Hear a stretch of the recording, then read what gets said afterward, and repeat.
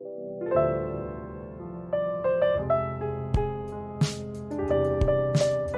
Opinion channel से आजकल मैं देख रहा हूँ बहुत से लोग फिर से एक बार जग्गी महाराज पर वीडियो बना रहे हैं, बहुत से लोग, और काफ़ी चर्चाओं में आजकल हैं।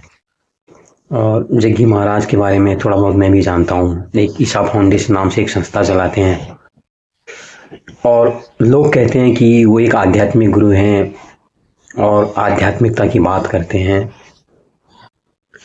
क्योंकि हमारा देश एक धार्मिक और आध्यात्मिक देश रहा है। बड़े बड़े विद्वान यहाँ पर रहे हैं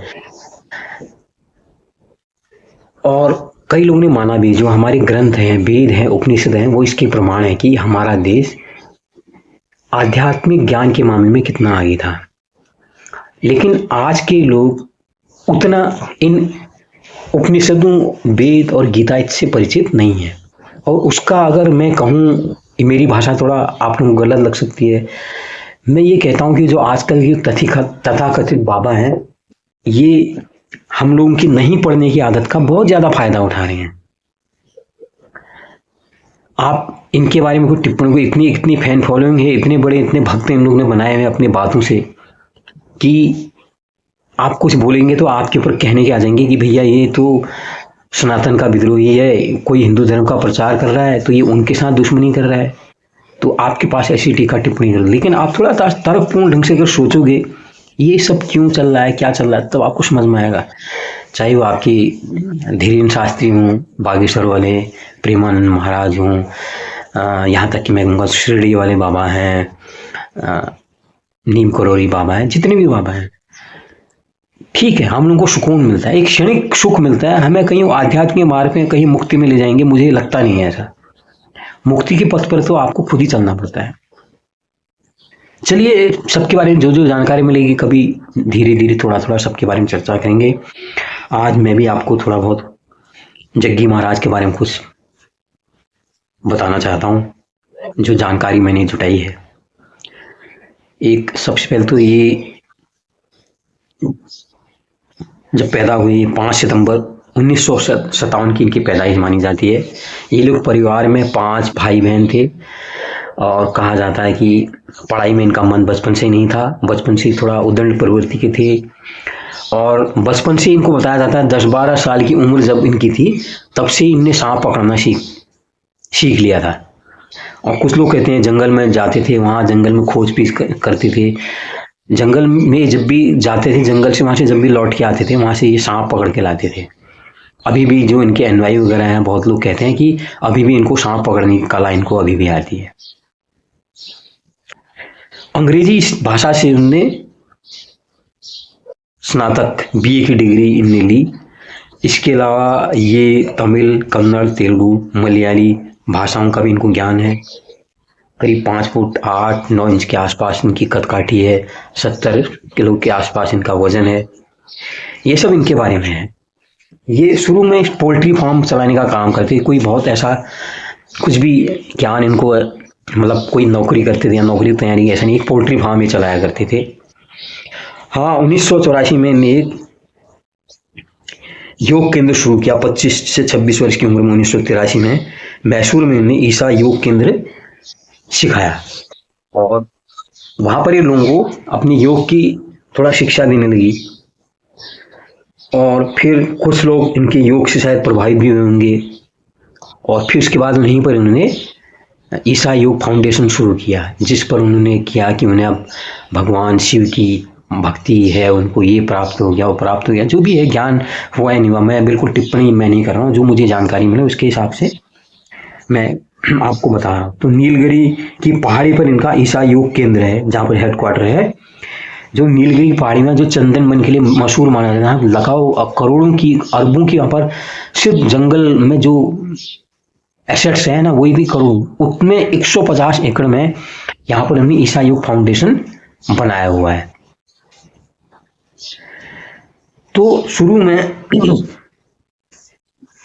जो इनकी पत्नी है विजया कुमारी, 1980 के आसपास ही इनसे मुलाकात होती है, वही योगिक क्रियाओं के दौरान वो भी योग सीखने इनसे आती है, संपर्क धीरे धीरे होता है। फिर बाद में ऐसा बताया जाता है या है जो जिसकी जो जानकारी है कि 1984 में ये अपनी पत्नी, जिसको बिज्जी भी कहते हैं, विजया कुमारी से शादी कर लेते हैं, जो कि बैंक में काम किया करती थी, बैंक की कर्मचारी थी।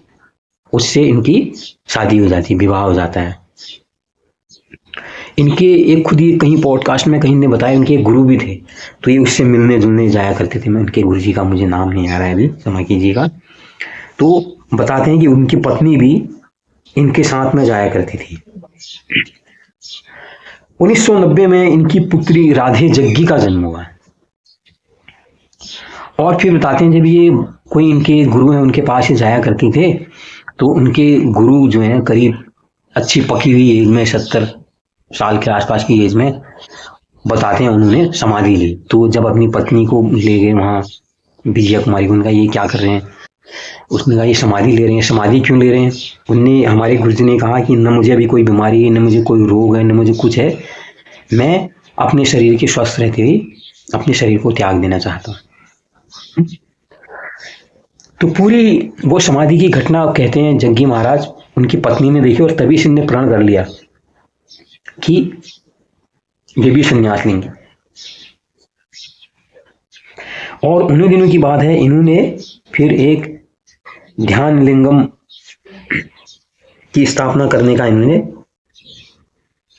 विचार किया, जो भी ध्यान लिंग योग मंदिर ने बनाया भी है, जिसमें पारी का लिंग बना हुआ है, 13 फीट 9 इंच ऊंचा है, पूरा पारी का बना हुआ है।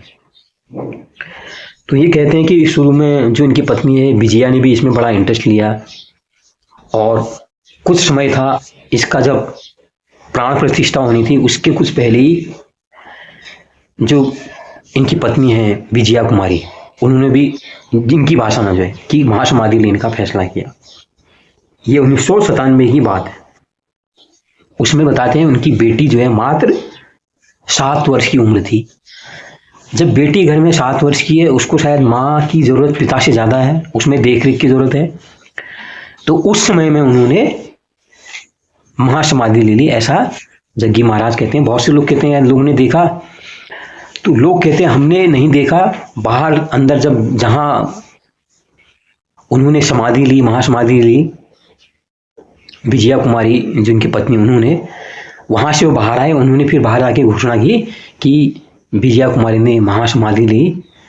और कई लोगों ने बाद में प्रश्न पूछने, रोका क्यों नहीं? बोला वो इतनी प्रतिज्ञा हो गई थी कि उसने कहा नहीं मुझे अब जाना है।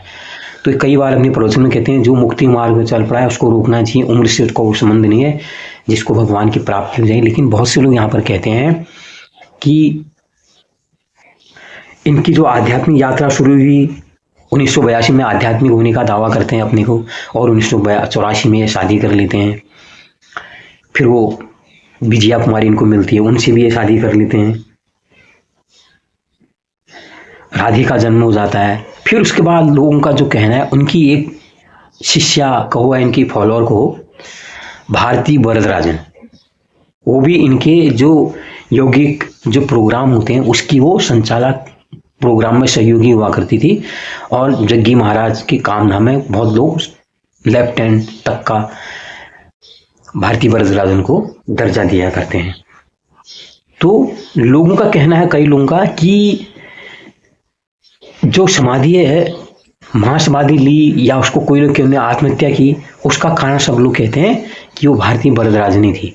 जब भारती वरदराजन के साथ उनकी मित्रता, जग्गी महाराज के साथ मित्रता विजया कुमारी को पसंद नहीं आई, और इसको लेके उनके बीच में कुछ तकरार हुआ करती थी। तो इनके जो ससुर हैं उन्होंने भी इस पर कहा कि असल में मेरी बेटी ने कोई महासमाधि नहीं, उसकी हत्या हुई है। शायद पुलिस में, चौकी में, कहीं थाने लगाया, मैं कुछ FIR वगैरह भी की होगी। लेकिन लोग कहते हैं जिसकी पॉलिटिकल संबंध होते हैं, रसूख होता है, जो रिश्वत दे के खरीद सकता है, तो कई लोगों ने कहा कि जो वहाँ की पुलिस है उसको भी जग्गी महाराज ने खरीद दिया, इसलिए मामला रफा दफा हो गया। उसकी जांच नहीं हो पाई कि आखिर क्या हुआ, क्यों हुआ। तो ये कथा है, और मैं इसके बारे में अपनी ओर से मैं कोई टिप्पणी नहीं कर रहा। लेकिन ये कुछ रहस्यमय बातें हैं। जब हम लोग किसी बाबाओं के साथ जुड़ते हैं तो हम लोग जुड़ने के बाद बड़ी प्यार से, आजकल WhatsApp है, हम लोग हमको कोई चीज़ पसंद आती है तो अपने ग्रुप में जहाँ जहाँ ग्रुप में जुड़े हैं अपने मित्रों को चीज़ शेयर करते हैं। हमको क्या लगता है कि मुझे ये चीज़ पसंद है तो उसको पसंद है, लेकिन नहीं, हमारा मन एक स्पंज की तरह तरह तरह की चीज़ों को सोखता है। तो जो मुझे पसंद है वो ज़रूरी नहीं कोई दूसरे को पसंद है। तो इसी तरह से ये फैन फॉलोइंग होती है। अभी मैं यहाँ पर कुछ कह रहा हूँ, मैं उसके बारे में कोई गारंटी मैं नहीं लूँ, लेकिन जो मैंने सुना है, जो जानकारी जुटाई है, मैं उसके आधार पर मैं कह रहा हूँ कि बहुत से लोग आरोप लगाते हैं जग्गी महाराज ने असल में अपनी पत्नी की हत्या की। और कई लोग कहते हैं कि जो भारती वरदराजन के साथ उनकी बातें करते हैं, लोग उलझुल बातें करते हैं, एक गुरु शिष्य का संबंध है, उन्होंने आध्यात्मिक ज्ञान दिया, आदमी उन संबंधों को एक गलत दृष्टि से दिखते हैं। कुछ भी हो सकता है, इस बारे में टिप्पणी नहीं करूँगा, लेकिन मेरे अंदर में एक प्रश्न आता है कि जब आपके घर में बेटी 7 वर्ष की है, उम्र आपकी 33-34 है, आपको कोई आध्यात्मिक ऐसा ज्ञान प्राप्त नहीं है, आपने कोई ग्रंथ नहीं लिखे हैं, आपने कोई ऐसी चीज़ छोड़ी नहीं है जिसके लिए आपको आध्यात्मिक शिखर का माना जाए, ऐसे में अगर आप प्राण छोड़ रहे हैं तो कुछ प्रश्न उठने निश्चित तौर पर स्वाभाविक हैं, ऐसा माना जा सकता है। अभी जो जग्गी महाराज उनके इंग्लैंड में, लेबनान में, सिंगापुर में, ऑस्ट्रेलिया में, अमेरिका में उन्होंने अपनी शाखाएं खोली हैं और लोग इनके ऊपर आदिवासियों की ज़मीन हड़पने का आरोप भी लगाते हैं। बल्कि एक रिटायर्ड जज हैं डी हरिपाल थम्मन, उन्होंने प्रधानमंत्री को पत्र लिखा कि इनके कब्जे में जो अतिक्रमण की ज़मीन है, जब कोर्ट ने आज्ञा दे दी है तो जब ये सिद्ध हो चुका है कि इनके पास अतिक्रमित भूमि है, उसको छुड़ाया क्यों नहीं जा रहा है, लेकिन उस पर भी सारा मौन साध रखा है। प्रधानमंत्री मोदी इनके ईशा फाउंडेशन में जाते हैं, गृह मंत्री की फोटो इनके साथ दिखती है, कई सेलिब्रिटी फिल्मी कंगना रनावत जैसे कई लोग हैं और भी हैं, इनके साथ दिखाई देते हैं।